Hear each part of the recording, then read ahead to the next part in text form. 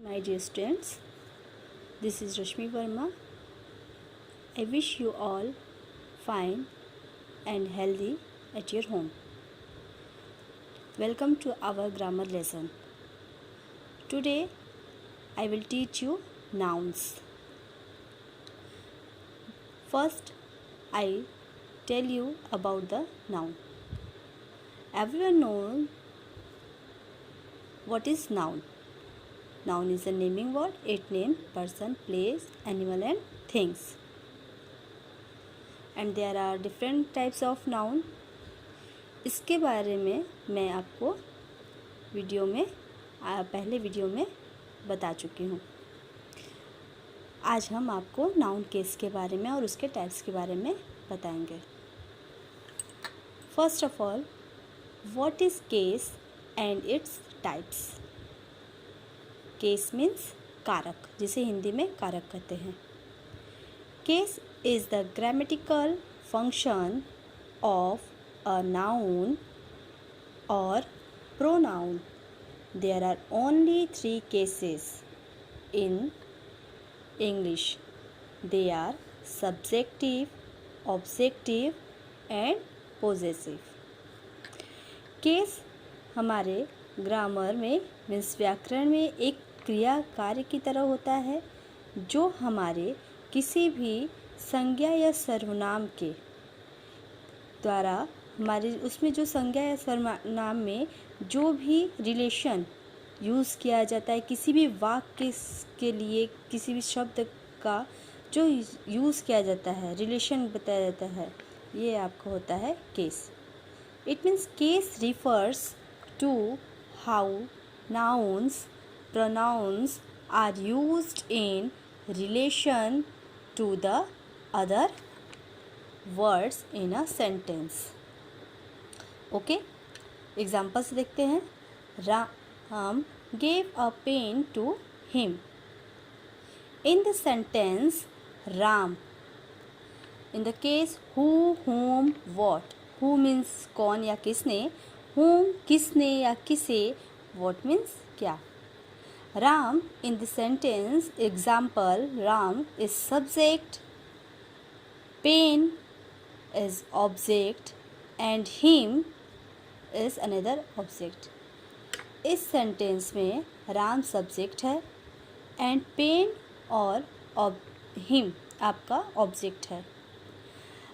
If you remember, I already told you about the direct object and indirect object, but today I will discuss again.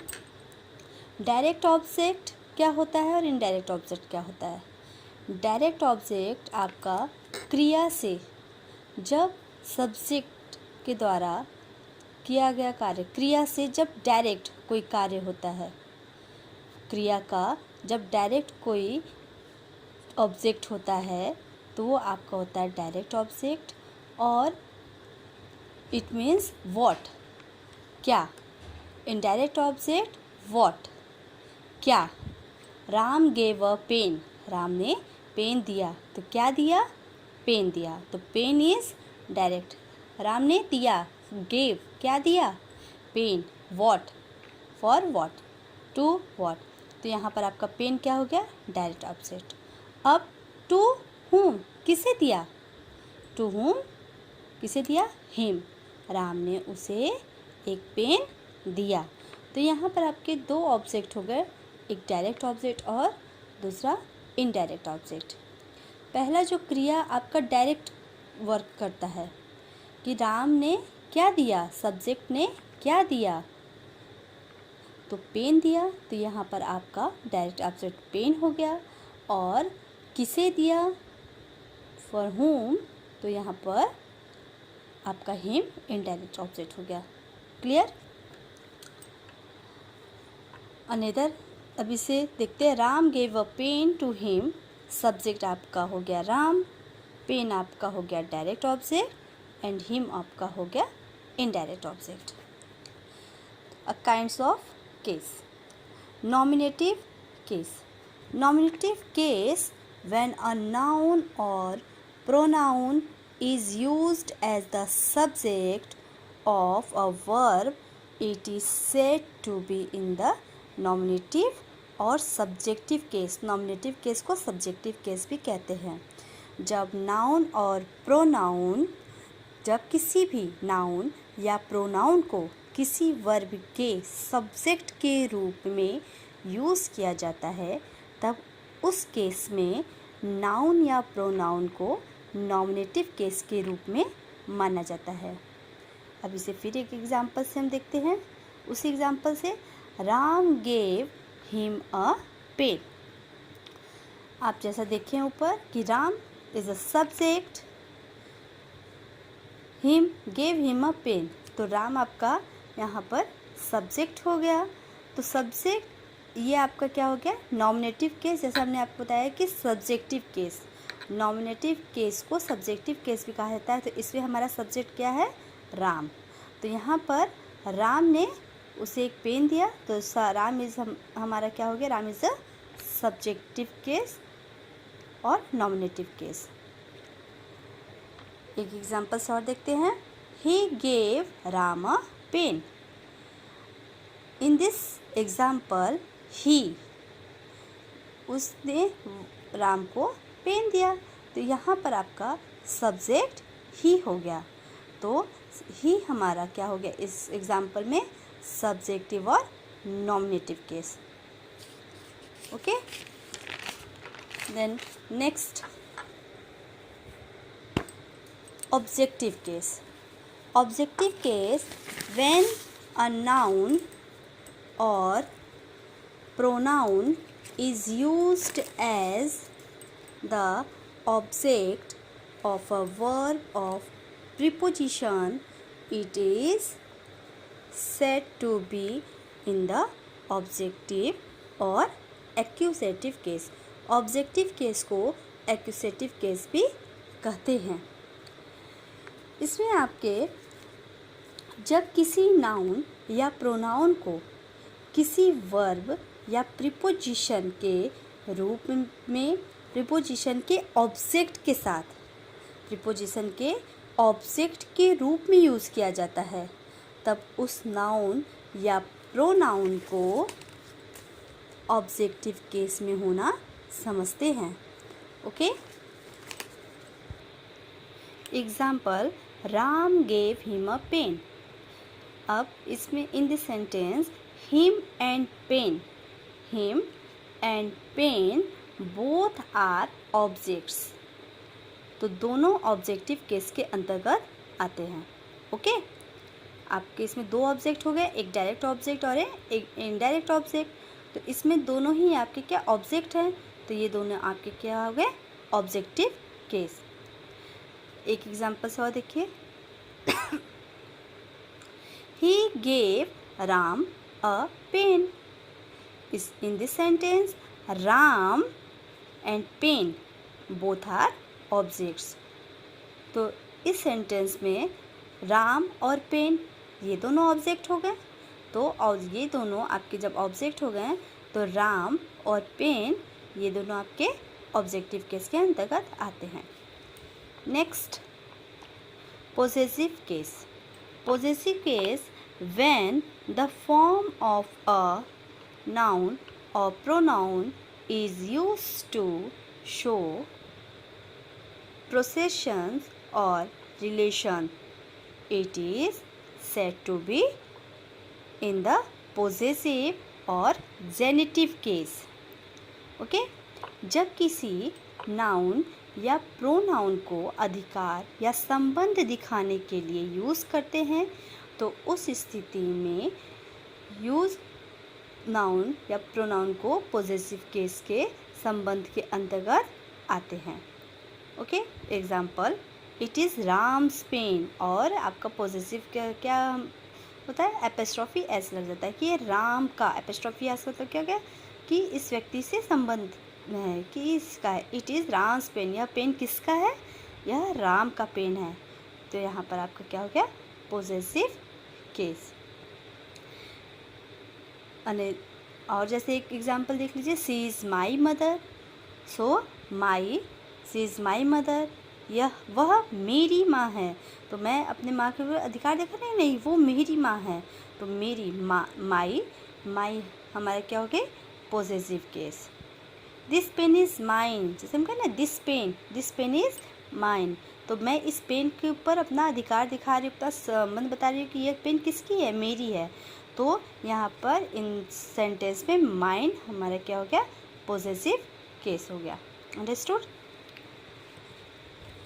Note case, the noun does not change it's form in the nominative case और in the objective case, but it changes its form in the case of possessive case। जैसे कि noun case, लेकिन pronoun के form तीनों case में आपके change हो सकते हैं, हो जाते हैं। जैसे चाहे अगर इस नोट है इसमें नॉमिनेटिव केस में रहे नाउन, यदि आपके नॉमिनेटिव केस में रहे या ऑब्जेक्टिव केस में, उसका रूप फॉर्म बिल्कुल नहीं बदलता है, लेकिन पॉसेसिव केस में इसका रूप बदल जाता है। जैसे आपका Ram gave him a pen, तो इसमें आपका नाउन नॉमिनेटिव केस आपका राम है, तो नॉमिनेटिव केस आपका राम हो गया। He gave Ram a pen, तो इसमें ऑब्जेक्टिव केस आपका राम हो गया। कि इसमें देखिए नाउन आपका नहीं चेंज हो रहा है, राम वहाँ पर आपका नॉमिनेटिव केस, और जब आपका वहाँ से चेंज हुआ ऑब्जेक्टिव केस में, ही गेव राम पेन, तो राम आपका क्या हो गया, objective case. It is Ram's pen, तो इसमें भी आपका पॉसेसिव केस में राम्स जो नाउन है वो नहीं चेंज हुआ है, तो आपका नाउन केस नहीं चेंज होगा। लेकिन जब वो प्रोनाउन में आएगा तो प्रोनाउन के तीनों फॉर्म में वो तीनों केसेस में चेंज हो जाएगा। जैसे एग्जाम्पल आई, यदि नॉमिनेटिव केस में आई है तो ऑब्जेक्टिव में मी हो जाएगा, पॉसेसिव में माई या माइन हो जाएगा। वी है नॉमिनेटिव केस, ऑब्जेक्टिव अस हो जाएगा और पॉसेसिव आवर या आवर्स हो जाएगा।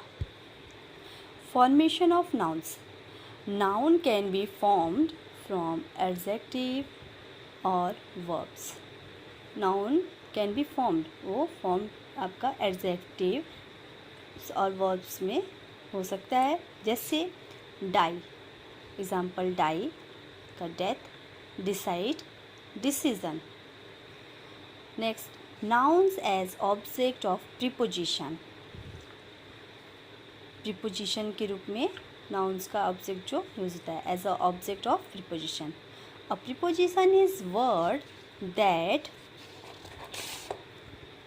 that comes before a noun and shows its relationship to another word in a phrase or clause. Preposition is a word that comes before a noun. Preposition वो शब्द है जो नाउन के पहले आता है, एंड shows its relation, और उसके रिलेशनशिप को शो करता है, to another word in a phrase और क्लॉजेज, जो अन्य फ्रेज या क्लॉजेज के शब्द के साथ। एग्जाम्पल्स इसे समझेंगे। Ice cream is the most favoured dessert of students in school. In this example, here in this sentence, students is the object of preposition. Student is the object of preposition. Of is the preposition. Student is the object of preposition. Of and school is the object of the preposition.